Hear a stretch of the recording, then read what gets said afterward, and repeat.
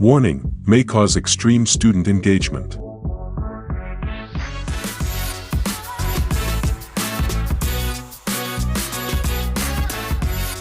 Welcome to the Digital Dish. Your go-to podcast for all things tech and education. Welcome back, everybody. Hello. It's been a while. It has been a while. Welcome back to the Digital Dish. Yeah. Interestingly enough, this is a podcast about EdTech. So it's been a little while since we recorded, but we wanted to make sure we at least got one more in before the holiday season. Yeah. We've had a lot going on. We went to NYSCATE. That was so much fun. And we've had lots of PD going on. Lots of PD, and holidays have fallen on a Tuesday when we record. Yes. So hence the inadvertently hiatus. That's not what I was trying to. Yes, it's what I was trying to say, but not the right word. Well, I'm Allie. Can't believe it's mid-December already, and you're EdTech coach. I'm Katie, the director of EdTech at West Hill. Have you seen my sweater today? I have. I love it. Well, Berta, they have like this like a month-long December calendar, and every day is a different like spirit thing for the holiday season. And today was bling, like glitter or neon or whatever. So I bought this sweater on Amazon a couple weeks ago for something else. And it has lights on it. It's a little snowman. It has lights on it. And it says, and I don't care, I'm going to say it out loud. It says, I'm sexy and I snow it. But that's inappropriate for wearing it to school. So I took a label and wrote my name on it and put it over the word sexy. So it says, I'm Katie and I snow it. Which is just perfect. Yeah, it's true. Oh, man. What was I know you just said that we had fun at NYSCATE. What was your favorite thing? Oh, gosh. Oh, and while you're thinking about that, for those of you who don't even know what we're talking about. That's fair. Yeah. NYSCATE is an organization, stands for New York State Computers and Technology and Education, I believe. It's a non-for-profit organization that helps teachers implement technology, and they put on a yearly conference right before Thanksgiving. It's like the week of Thanksgiving every year. Mm-hmm. Always stresses me out. And every year I'm like, I don't know if I want to go because I've got so much going on. I don't know how human beings do it every day, but I'm glad I went. Well, good. I'm very happy that we finally found each other on Tuesday. On the last day. Yeah. Ran into each other.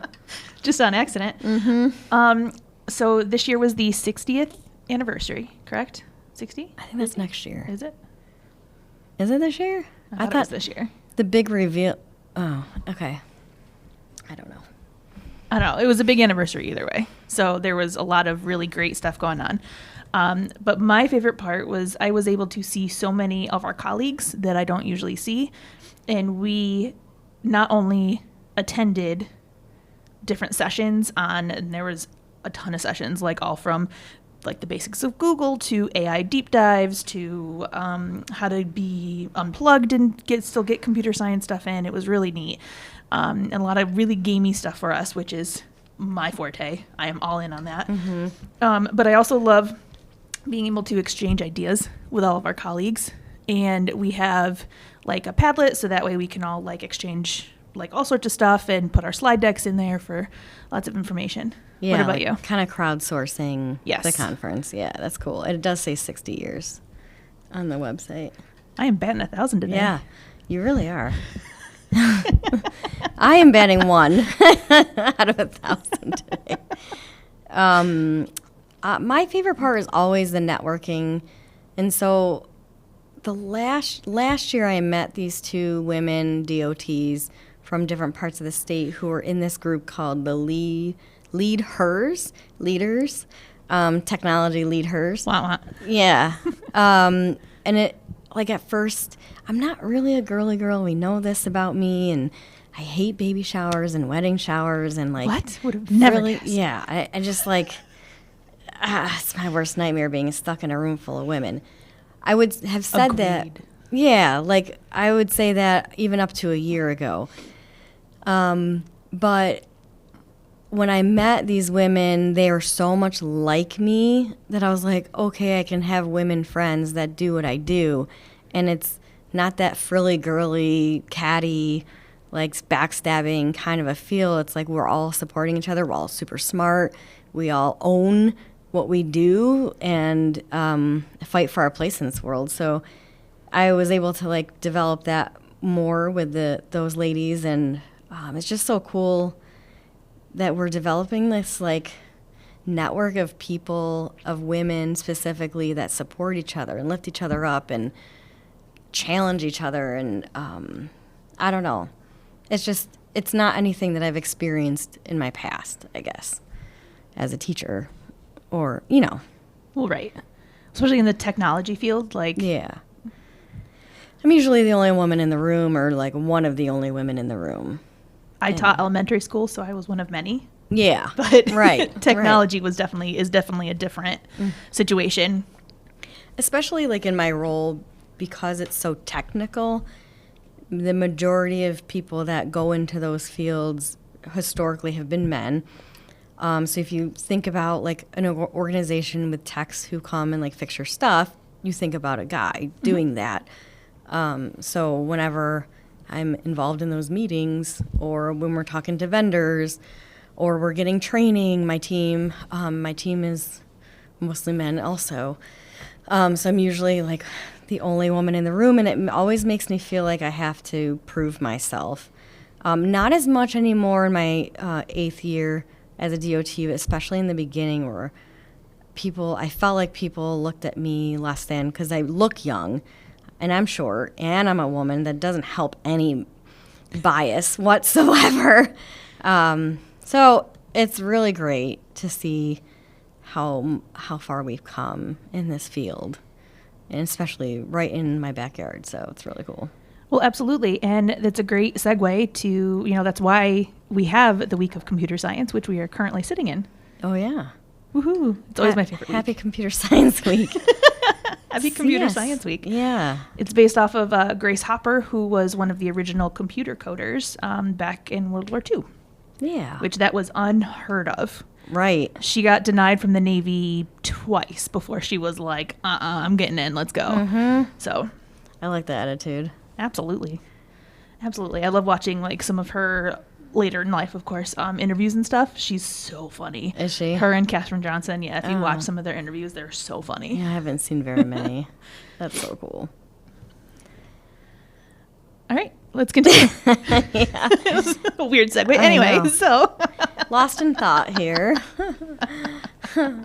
So, do we want to quick do an appetizer? sure. You have split screen options in Chrome. Yeah. If you haven't yet seen this, and this is in the browser, no matter what device you're on. I'm breathing heavy, sorry. If you look at the little box or little button to the left of the X before you X out the browser, if you hover your mouse over that little double box or box, you can see the options. The Chromebook has options, and the Mac and Windows machines have like a little bit different options. Mm-hmm. But I love that you can easily split a screen or do a partial screen. And even if you pull a tab down out of the window that you're in, and because you want to keep it open, you can float that tab over the top of your window so it's always there. So if you are using like Class Dojo or School Tool to take attendance, you can kind of float that on top of the window, not share it with your casting, and it'll be like, you won't lose it, I guess. Right. Or your chat or whatever. So thought that was a nice little tidbit. Absolutely, 100%. What are we talking about today? So we are talking about Canva today. Ooh. Super exciting. There was a whole bunch of updates, like too many to talk about today. But we wanted to pull a couple just to kind of talk to everybody about. And we even had the opportunity to go in and talk to 2 students at the middle school. Yes, you will enjoy this. They were so much fun. Yes. Here we go. All right. We are back to speaking to 2 amazing students all about their Canva use. So we do have a couple questions for them. My first question is, what kinds of projects have you used with Canva? I've done many a project with Canva. I've made presentations. I've made about me things. I've made things about my family. Many a project. How about you, Bad? I don't think I've ever made something that like wasn't a poster on Canva. Like I've never done like I guess a few presentations, but usually slides for that. Like it's never been anything but a poster type thing. Were you able to like dabble in anything else, or did you just kind of stick with those particular ones? I've dabbled in other things in Canva, but really currently I have no practical use for them. I may later. So you're saying that you presented your Christmas wish list to your parents with Canva? No, I haven't even made it yet. I wish. That's something he would do. My niece did that. It was very helpful. That would be. I should do that. It's not a bad idea. Mark it. Yeah, I think the AI setting, if you go down a little bit, you can like generate an image. You can't have any writing in that. Like it will not generate, but just if you want something really, really specific, that's where it's really helpful for that sort of thing. There's also Google. Yeah, but it's not specific enough. I feel I like get what you're saying. Yeah. I get what you're saying. Like if I want like a banana riding a skateboard talking on the phone. on the phone, Google's not going to give that. You can find that on Google. More specific. I promise you. I think a challenge has been accepted. I love it. So, like, if a teacher gave you the opportunity to show what you know, and instead of writing an essay, like you could create something in Canva or something in Google Slides or any of the other tools you have available, would you choose Canva? And if not, why? If so, why? I have actually done this. So my ELA teacher last year, her name is now Miss Jennings. She was just married. I'm so happy for her. And so she has this thing called an AIR project. And basically, you could write an essay. You can do whatever you want, but you have to read a book and then display everything you know on it. Let's stay on a lot topic, of bud. people a lot of people do physical projects. They do like some cool thing. I said, no, I'd like to do a Canva slideshow. And I did. And I got perfect scores because it was fun, it was creative, and I love Canva for doing things like that. Here's the thing, though. As somebody in that class... This is why you're called bad. Seeing that slideshow, it wasn't the most organized. Like it's easy on Canva. I was new to Canva. Okay, but it wasn't like the writing on Canva is easy to get really, really small without you noticing. So when you print it out, it's impossible to read. You don't see that when you're doing slams. it. No slams. Yeah, no poetry slams. What's a slam? No critiques on her project. Just anybody. Sorry. Just like I've done it too. I've made really small or really big writing without noticing it. Would you choose Google Slides or Canva for a project? It really, really, really depends. I feel like. There's nothing you can do on Google Slides you cannot do on Canva, and that Canva cannot do better. Whoa. Yeah. Fighting words. Whoa. Those big words. are some. I've found myself wanting to do things on Google Slides and figuring out I simply am, it's incapable, I cannot do it. Have you tried it recently? There's been a lot of updates to slides. Let's keep an open Google mind, Slides please. is dead to me. Okay. Okay. All right. That was just a question. No, I haven't seen it recently. I haven't. I know this is a short conversation, but is there anything that we didn't ask that you wanted to share? No, not much. Yeah, I think Canva is amazing, and everyone should do it, and it's probably not free, but it's free for me. So it might be free for you too, so you should do it. I'm not going to start anything new with that. I agree with that one. Awesome. She's looking at doing each other very like, menacing "Don't gestures start it, towards don't me. start. Thank you so much. Thank you both. Yep. Welcome back, everybody. Welcome back. I hope you enjoyed those squirrely folks. Students, yeah, they were amazing to talk to, full of energy, especially at the end of the day. Yeah, punchy, a little bit punchy. They were a little punchy, yeah. A little jokey, a little silly. But 8th grader's awesome. Yeah. 8th grade's always a lot of fun. Yeah. So you wanted to share some of the Canva updates I did. that people may not know about. Absolutely. So I happened to be deep diving into the video editing option yesterday. And there were some really cool options, especially if we are already using WeVideo. You can open it up and it looks just like WeVideo.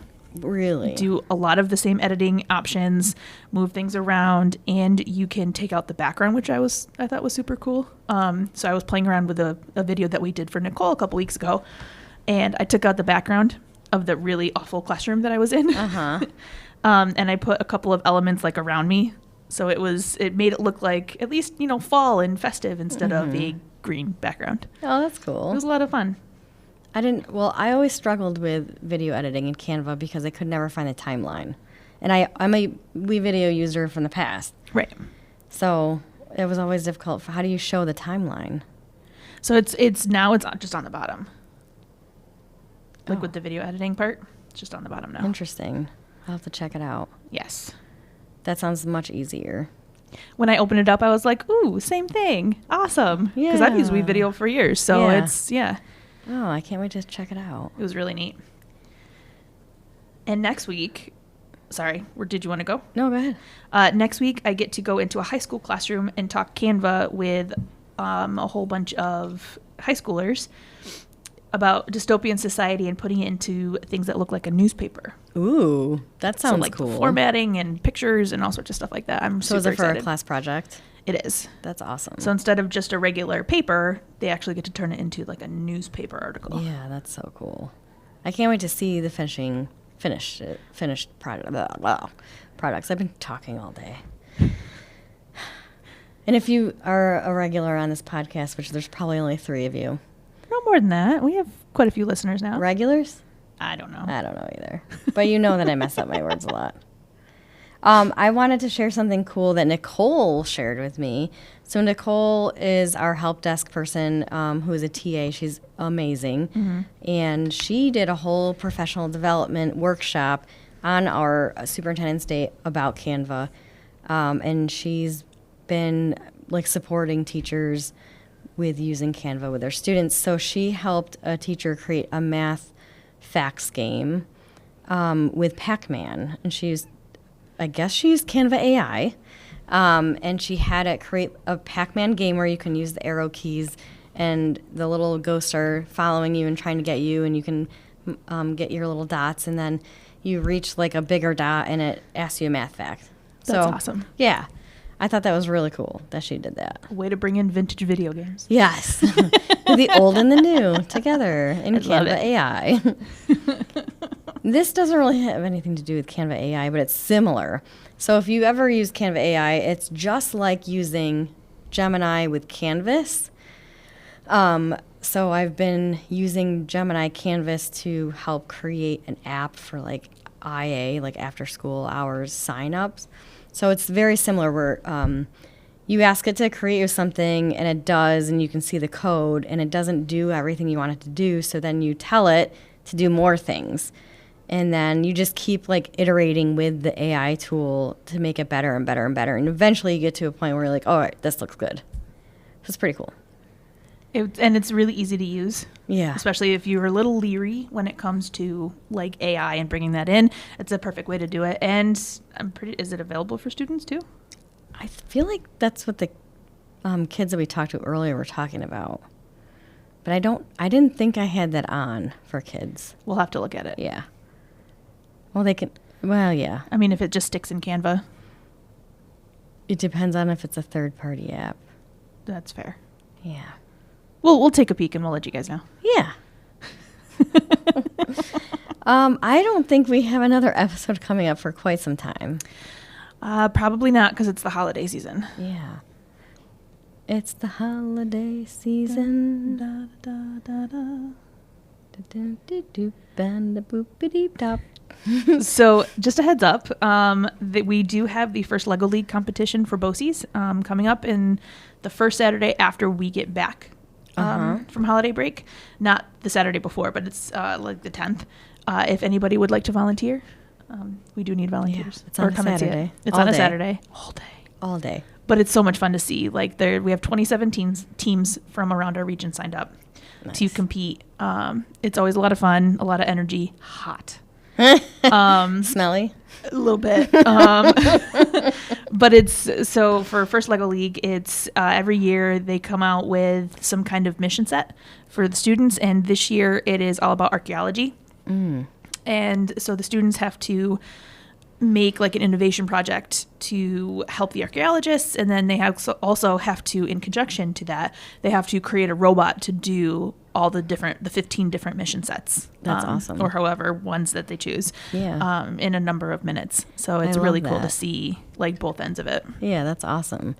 That I know that the connection is going to be far reaching for if you're not inside my brain, but when you're talking about that, you're talking about kids who are problem solving and they're trying it and it's not working. They tried again and it not, like they keep going through those problem solving skills.